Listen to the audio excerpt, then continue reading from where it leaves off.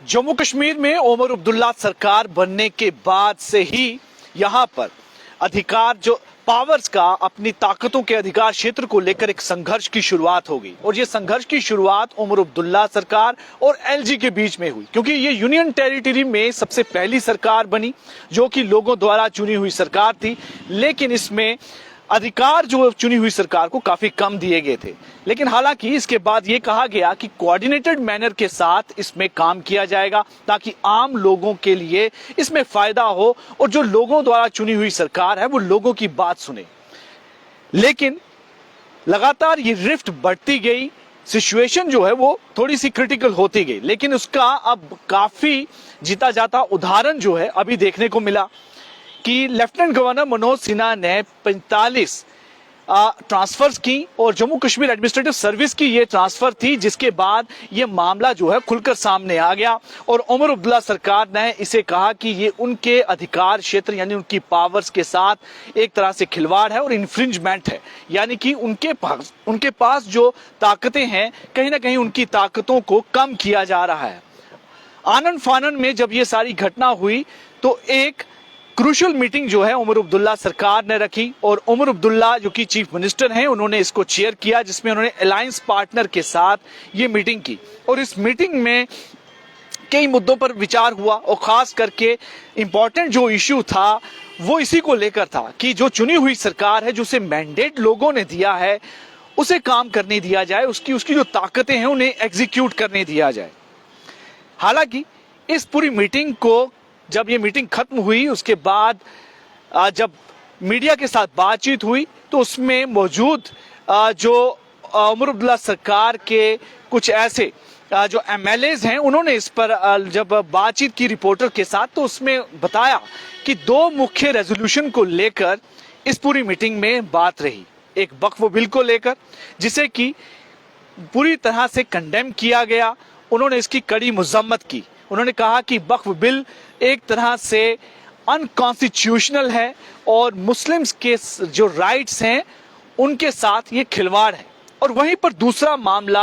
अधिकार क्षेत्र को लेकर था, जो ताकतें हैं लेफ्टिनेंट गवर्नर के पास या चुनी हुई सरकार के पास, उसको लेकर जिस तरह से एक कलह चल रही है, कॉन्फ्लिक्ट चल रहा है, एक संघर्ष चल रहा है लेफ्टिनेंट गवर्नर और ओमर अब्दुल्ला सरकार के बीच में, उसको लेकर काफी लंबी चर्चा चली।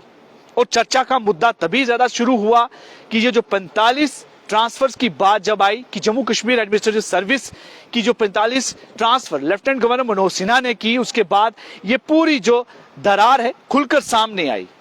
और इसको लेकर सभी ने इस पर कड़ी जो प्रतिक्रिया दी और इसकी कड़ी जो है इसका कंडेमनेशन किया।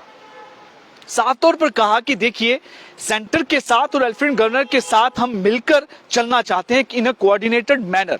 लेकिन ये तभी पॉसिबल है जब उनके अधिकार जो दिए गए हैं उन्हें एग्जीक्यूट करने दिया जाए, उनके अधिकार के तहत जो उन्हें ताकतें हैं उसे काम करने दिया जाए, क्योंकि लोगों ने उन्हें वोट दिया है, मैंडेट दिया है, इसलिए उनके अकॉर्डिंगली उनके पास ऐसी ताकतें हैं जो कि लोगों की भलाई के लिए जरूरी हैं।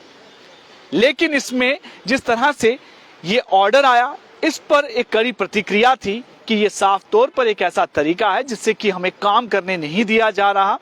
और इसके खिलाफ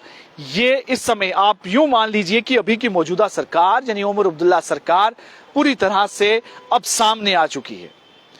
और ये भी कहा कि उनकी खामोशी को उनकी कमजोरी ना समझा जाए और इस तरह से जो यूनिलैटरली डिसीजन लिए जा रहे हैं लेफ्टिनेंट गवर्नर द्वारा, ये कहीं ना कहीं उनको एक अलग ही तरफ, हाशिए की तरफ धकेलने की कोशिश की जा रही है और ये ऐसा नहीं होने देंगे।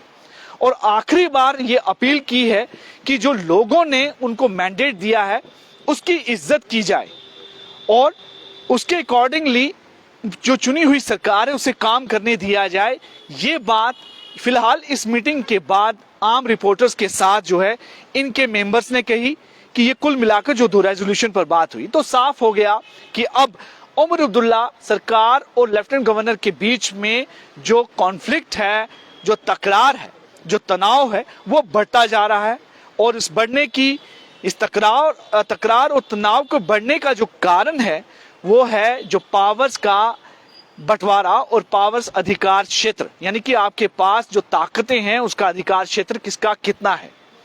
पहले यह भी आया था कि कम से कम जो जम्मू कश्मीर एडमिनिस्ट्रेटिव सर्विस की